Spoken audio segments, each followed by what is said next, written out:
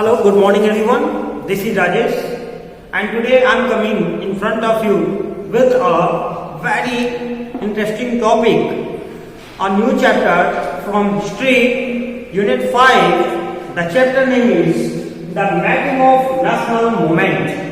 Dear student, this chapter is very interesting chapter and also it is very important. But you also say that each and every video Rajesh sir say the same word. It's an important video. What it means the other chapters are not important? That is not correct, my child. Actually, what I am saying this one, that has a reason. The reason is that what chapter we already taught you or you read it is related to this chapter. This chapter is related how. As we proceed this video, I will tell you. I assure you that I fulfill my full effort to teach this topic, and I hopeful you also give me more support with a great enthusiasm, because it is so important chapter, not only for your examination point of view, as well as your coming competitive examinations. Okay, so one by one we discuss here. So dear student, we want to try once again memorize the lesson, memorize the chapter what we study later.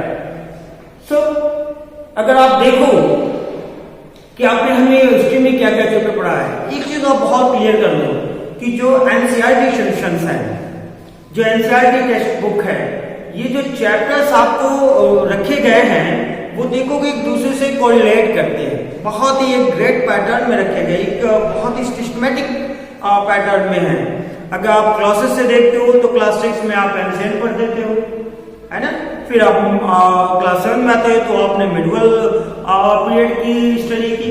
अब जो हम class 8 में हैं और ये chapter है, actually हम ये मॉडर्न इंडिया या मॉडर्न हिस्ट्री की तरफ मूव कर रहे हैं और मॉडर्न हिस्ट्री को हम समझने का प्रयास कर रहे हैं. सो सबसे पहले तो आपके दिमाग में एक क्वेश्चन होना चाहिए, जब भी आप किसी चैप्टर को ओपन करें, पढ़ने लगे, so you must ask a question from yourself, why we read this chapter. इस चैप्टर को हम क्यों पढ़ें, क्या इसका सिग्निफिकेंस है, क्यों हम इसको पढ़ें. So you have got so many answer and that is the more important for yourself. So the same question I realize here कि why we teach you this chapter, कि हम इस चैप्टर को क्यों पढ़ाएं या आप इस चैप्टर को क्यों पढ़ें. सो हम लेट्स एक बार मेमोराइज कर लें कि देखिए कि अगर आप एंशिएंट में देखते हो, मिडिवल में देखते हो, सो आप कंट्री नहीं हो, नो, दैट इज द एक प्रोविंसेस है. आपने उसमें देखा है कि डिफरेंट जो है एरिया है, किंग है, किंगडम है, तो अलग अलग और उनके सबके अपने अपने सेल्फ जो है गोल्स है, अपने उनके क्षेत्र है, उनका अपना एक कह सकते हो कि उनकी मीनिंग है कि वो अपने फेवर में सोचते हैं. कहीं पे भी नेशन नाम का कोई कॉन्सेप्ट है ही नहीं, उनके लिए नेशन वही उनका एरिया है. लेकिन अभी इंडिया आता कैसे, नेशन बनता कैसे है, इसकी हम डिस्कस कर रहे हैं. एक चीज और देखें कि इंडिया, ये डिस्कस करेंगे इंडिया की जो आज प्रेजेंट इंडिया जो देख रहे हो फिक्स बाउंड्री है, ये नेशन एक राष्ट्र कैसे बनता है और राष्ट्र में क्या हुआ कि नेशनलिज्म, राष्ट्रीयता कैसे आती है, कि जब हमें फील कर पाते हैं, आज हम कहते हैं ना ये सब पूरब से पश्चिम तक, उत्तर से दक्षिण तक भारत एक है, हम सब भारतीय हैं, है ना, वी आर इंडियंस. तो ये जो नेशनलिज्म है ये कैसे आता है और नेशनलिज्म आता है तो हम इंडिपेंडेंस के लिए स्ट्रगल कैसे करते हैं, that is the point of this chapter. अगर आप थोड़ा सा पीछे जाओ तो आपने इस हिस्ट्री में क्या क्या पढ़ा. तो अगर हम मॉडर्न इंडिया की बात करते हैं, स्पेशली पार्ट सेकेंड की हिस्ट्री की जो है, जहां पे आपने पढ़ा है ब्रिटिश कॉन्क्वेस्ट, ब्रिटिश कैसे जो है ट्रेड करने फ्रॉम ट्रेड टू टेरिटरी, है ना कलेक्शन. तो फ्रॉम ट्रेड टू टेरिटरी में आपने क्या देखा कि east India company east India company east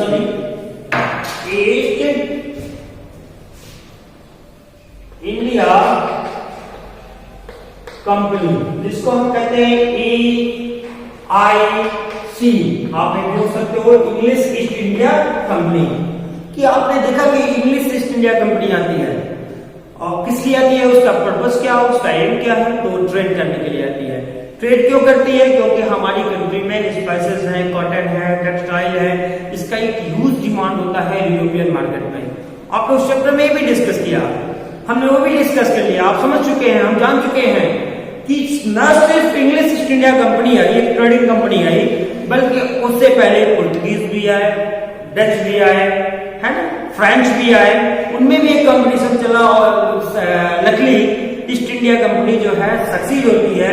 और धीरे धीरे वो, जैसे आपने बैटल ऑफ प्लासी देखा 1757 में, जहां पे बंगाल को कंक्वेस्ट करता है, फिर वो डिफरेंट काइंड ऑफ टैक्सेस लगाता है और धीरे धीरे वो कंक्वेस्ट करने लगता है कंट्री को अपनी अपनी पॉलिसी ला करके, चाहे वो डॉक्ट्रिन ऑफ लैप्स है डलहौजी द्वारा, या फिर जिसका रीजन होता है जो हम रिवॉल्ट ऑफ 1857 पढ़ेंगे, वो डॉक्ट्रिन ऑफ लैप्स की ही देने की होती है, एक फैक्टर होता है ना।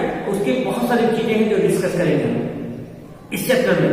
फिर बता रहा हूँ, इस चैप्टर को तो फील करते हुए पढ़ो, एक इंट्रूजन के साथ पढ़ो, वो भी यार suddenly you are Indians and this chapter related to our heart, not our syllabus. ये हमारे हर्ट से संबंधित है। हम अपने फ्रीडम स्ट्रगल को जानेंगे, हम अपनी हिस्ट्री को जानेंगे कि हम कैसे स्ट्रगल किए, क्या क्या हुआ।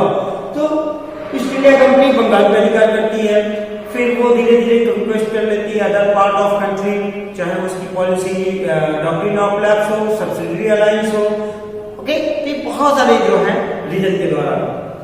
अब वो कंक्वेस्ट करने के बाद क्या करती है कि न्यू फॉरेस्ट लॉ लाती है, जिससे ट्राइब जो है सेटिस्फाई हो जाती है, उनका माइजरेबल कंडीशन आ जाता है, ओके।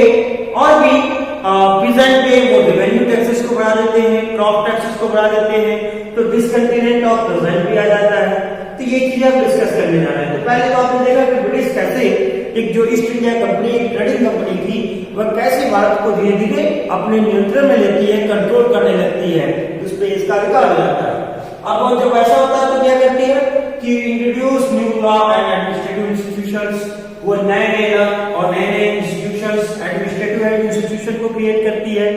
न्यू लॉ में क्या है कि न्यू लॉ में आपने देखेंगे हम जहां पे आप गांधी पैक्ट के पहले जो लाता है रिवॉल्ट एक्ट जो होते हैं, तो बहुत सारे लॉ है। न्यू फॉरेस्ट लॉ आता है, डॉक्ट्रिन ऑफ लैप्स आ जाती है, सब्सिडरी अलायंस आ जाती है, साथ ही जो है वो नए नए एडमिनिस्ट्रेटिव इंस्टीट्यूशंस क्रिएट करते हैं, महाल सिस्टम को लागू करते हैं, है ना। और आप कह सकते हैं कि वो एक डिस्ट्रिक्ट कोर्ट बनाते हैं, जहां पे अब जो मुगल हैं उनके की तरह ही मुफ्ती और पंडित की जगह पे वो डिस्ट्रिक्ट कोर्ट को एक कोर्ट बनाते हैं, डिस्ट्रिक्ट जज नियुक्त करते हैं, तो नए नए एडमिनिस्ट्रेटिव इंस्टीट्यूशन क्रिएट करते हैं।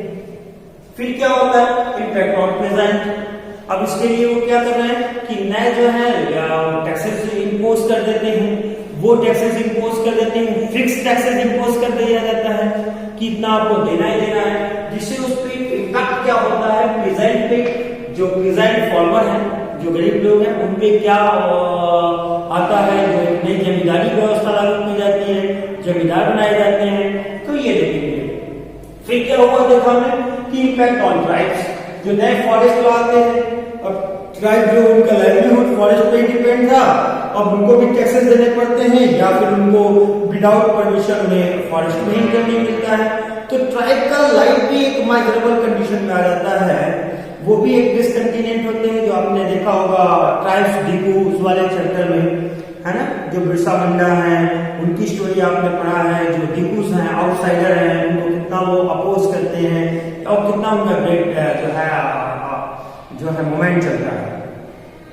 फिर देखते हैं इम्पैक्ट ऑफ एजुकेशन, जो आपने प्रीवियस चैप्टर पढ़ा है civilise the nation and educating the nation, उसमें आपने एजुकेशन पे देखा होगा कि किस तरह से इंग्लिश को लॉर्ड मैकाले द्वारा इंडिपेंडेंस किया जाता है, फिर चार्ल्स कूक का डिस्पैच लागू होता है, उसमें कुछ नेशनलिस्ट भी आते हैं हमारे जैसे महात्मा गांधी का जाते हैं वर्धा सम्मेलन होता है, या फिर रविन्द्रनाथ टैगोर का होता है जो शांति निकेतन की स्थापना करते हैं।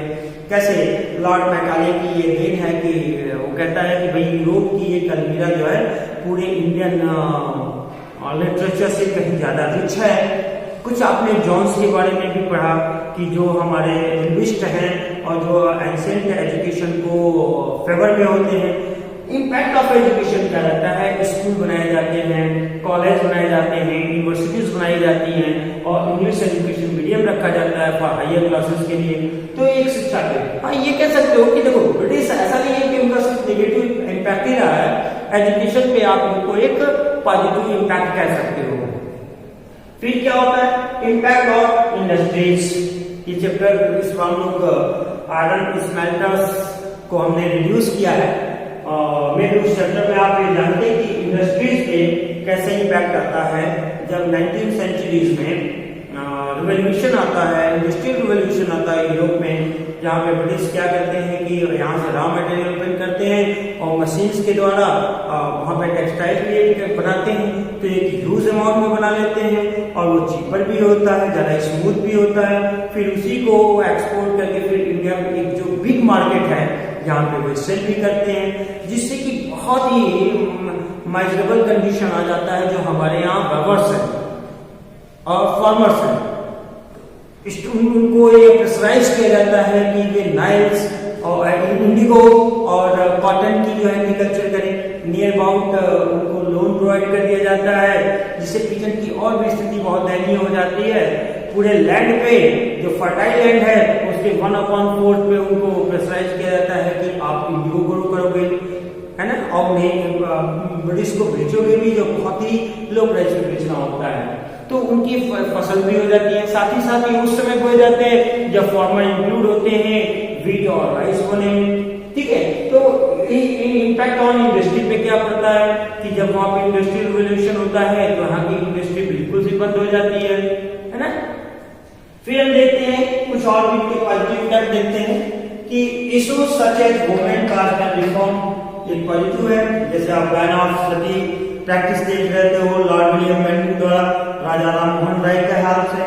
तो एक वुमेन कास्ट और जो रिफॉर्मर है कि विडो मैरिज एक्ट हो गया या सती प्रैक्टिस को बैन किया जाता है, चाइल्ड मैरिज एक्ट हो गया, तो ये सभी चीजों पे उनका क्या इम्पैक्ट है ये सारा जिसमें हमने अपने इस चैप्टर में देखो एक हम इसको देख रहे हैं कि हमने क्या पढ़ा है और इसका क्या इम्पैक्ट आने वाला है हमारे इस कमिंग चैप्टर में।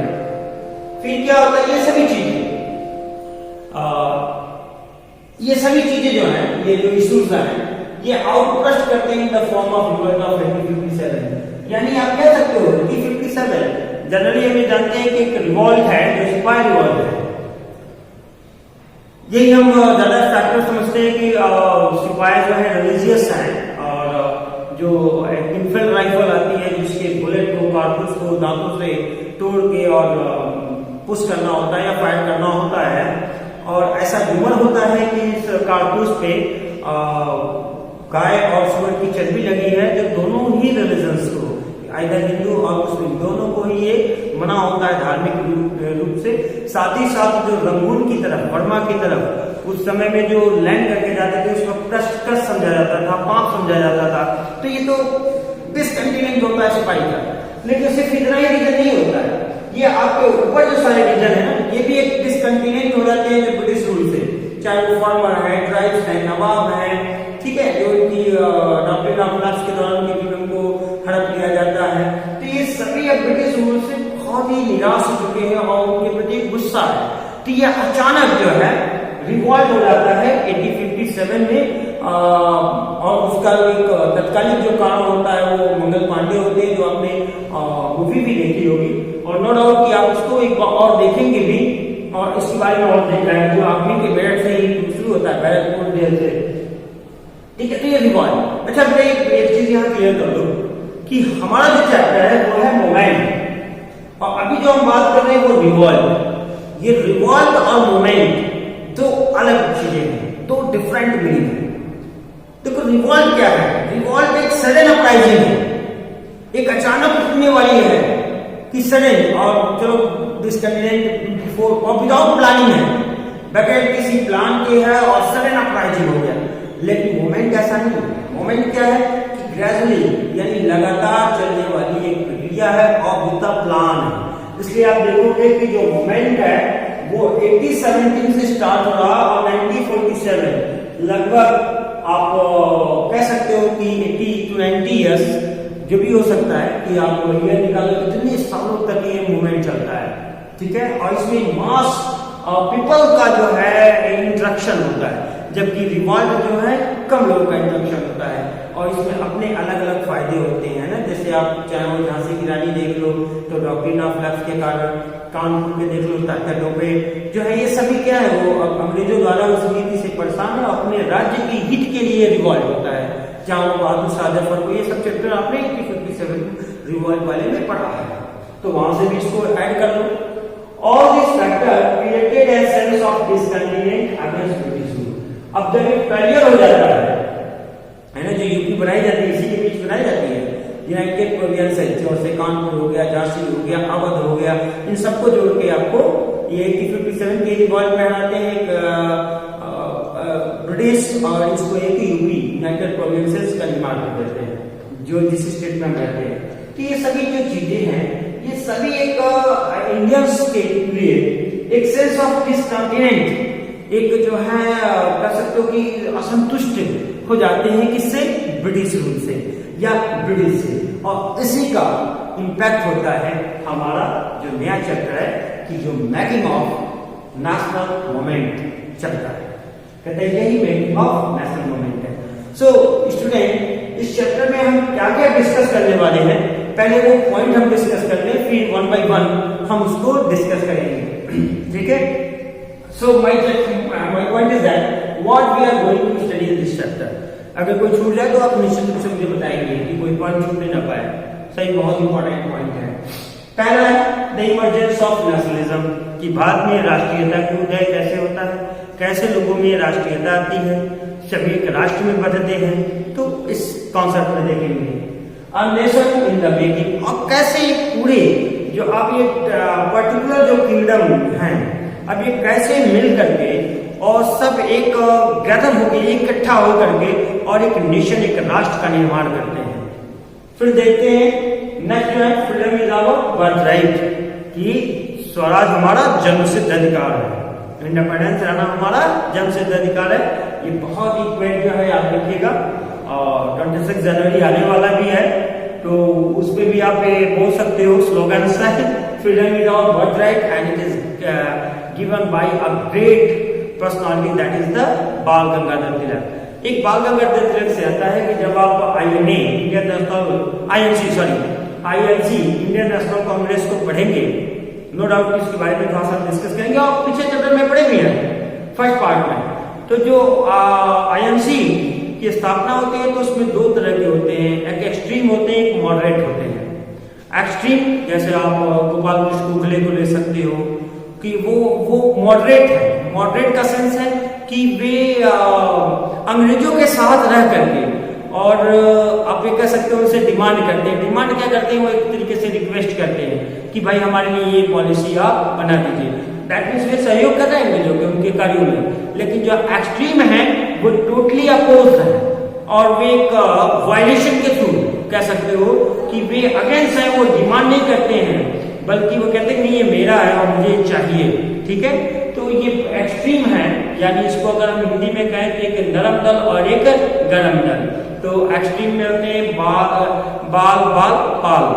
गंगाधर तिलक, बिपिन चंद्र पाल एंड लाला लाजपत राय, है ना, लाल बाल पाल, बहुत फेमस है। नेक्स्ट हम करेंगे the growth of mass nationalism, और कैसे जो है अब एक मास, एक बहुत बड़े नेशनलिज्म जो राष्ट्रीयता होती है वो बहुत बड़े स्तर पे फैल जाती है, बहुत लोगों का इसमें कंट्रीब्यूशन हो जाता है। ओके, अब यहाँ तक के मूवमेंट का एक न्यू जो है डायरेक्शन मिलता है, कब, मे बी 1915 में जब महात्मा गांधी जो है साउथ अफ्रीका से इंडिया आते हैं। तो हम उस नंबर 5 वाले पॉइंट में देखेंगे the advent of Mahatma Gandhi, Mahatma Gandhi का आगमन, और वहां से नेशनल मूवमेंट का एक अलग डायरेक्शन पढ़ेंगे कि किस तरीके से, और एक मास कम्युनिकेशन, एक मास जो है कैसे उस मूवमेंट में इंक्लूड हो जाता है। यहाँ पीपल से इंटरेक्शन हो जाते हैं। उसमें देखेंगे रिवॉल्ट, सत्याग्रह, जो एक नया वर्ड लेके आते हैं, सत्याग्रह लेके आते हैं, नॉन वायलेंस, सत्याग्रह लेके आते हैं, है ना, truth, non violence and satyagraha, this are the three weapons of Mahatma Gandhi who introduced three weapons in this movement। फिर देखते हैं हम खिलाफत, education and non cooperation movement. देखो खिलाफत तो देखेंगे, जो मुस्लिम है हमारे से सैयद अहमद खान को देखेंगे, है ना, और मोहम्मद अली जिन्ना को देखेंगे कि जो खिलाफत आंदोलन है, खिलाफ हो जाते हैं। एक्चुअली ये हमारे हिंदू के बाहर की बात है, जहाँ पे रिलीजियस फेथ होता है मुस्लिम का, और वो खलीफा मानते हैं अरब के लोगों को, और अंग्रेज वहां पे उसको मान्यता देने से इनकार कर देते हैं, तो अंग्रेजों का विद्रोह करते हैं, महात्मा गांधी उसके साथ देते हैं। इस तरह से एक पॉइंट होता है जहाँ पे हिंदू और मुसलमान एक साथ होकर के और ब्रिटिश रूल के अगेंस्ट फाइट करना शुरू करते हैं। और साथ ही होता है नॉन कोऑपरेशन मूवमेंट, असहयोग आंदोलन, है ना, उनको सहयोग न करना, बल्कि नॉन वायलेंस के तहत ही और पीस के साथ ही वे जो ब्रिटिश की इंस्टीट्यूशंस हैं उसमें इंडियन उनको कोऑपरेट नहीं करते हैं, बच्चे स्टूडेंट स्कूल छोड़ देते हैं, ठीक है, और जो सरकारी कर्मचारी हैं वे अपने वर्क को छोड़ देते हैं, और महात्मा गांधी के आह्वान पे वे इंडिपेंडेंस में जुट जाते हैं। तो ये भी एक बड़ा इंपॉर्टेंट पार्ट है, ये भी आप एक बार पढ़ के रखिएगा, हम यहाँ डिस्कशन करेंगे। पीपल इनिशिएटिव्स, अब पीपल इनिशिएटिव्स क्या है, उसकी क्या इसमें उपयोग है, वे किस तरह से रिएक्ट करता है, ये भी हम डिस्कस करेंगे। नेक्स्ट जो पॉइंट है, द हैपनिंग ऑफ 1922, 1929, 1922 और 1929 के बीच में क्या होता है, यहीं पे हम आरएसएस की स्थापना भी देखेंगे, जिसमें है सिविल डिसोबीडियंस मूवमेंट, सविनय अवज्ञा आंदोलन, है ना, सारे सविनय अवज्ञा आंदोलन, सारे आज्ञाओं को, यानी गवर्नमेंट जो कहती है उसकी आज्ञा को न मानना। ये तीन बड़े इंपॉर्टेंट चलेंगे, एक तो हम चलेगा नॉन कोऑपरेशन, एक सिविल डिसोबीडियंस मूवमेंट, और एक थर्ड जो देखेंगे क्विट इंडिया मूवमेंट। ये तीन मूवमेंट बहुत इंपॉर्टेंट है जो महात्मा गांधी द्वारा शुरू की है। नेक्स्ट पढ़ेंगे, इसके बीच में ही आते हैं कुछ रिवोल्यूशनरी नेशनलिस्ट टाइप। चलिए कुछ अभी तो आपने एक्सट्रीम और मॉडरेट देखा, ये किससे डिपेंड है, आईएनसी से होते हैं, ठीक है, लेकिन इसके साथ ही जो है कुछ क्रांतिकारी आते हैं, जैसे आप भगत सिंह देख लो, चंद्रशेखर आजाद देख लो, तो ये क्या है, इनका एक वायलेशन के थ्रू वो एक रिटेलिएट करते हैं, एक तरीके से विरोध जताते हैं, उसका उत्तर देते हैं। रिटेलिएट करना मतलब होता है कि वायलेंस का जवाब वायलेंस देना। तो इसके बारे में हम भगत सिंह के बारे में पढ़ेंगे, उसके बारे में भी देख लेंगे। नेक्स्ट पॉइंट, नेक्स्ट हमारा पॉइंट है द मार्च टू दांडी, ये महात्मा गांधी द्वारा है, जो दांडी मार्च या नमक कानून जिसको कहते हैं, साल्ट लॉ, उसको कैसे वो ब्रेक करते हैं। तो दांडी मार्च देखेंगे जो साबरमती से चलकर और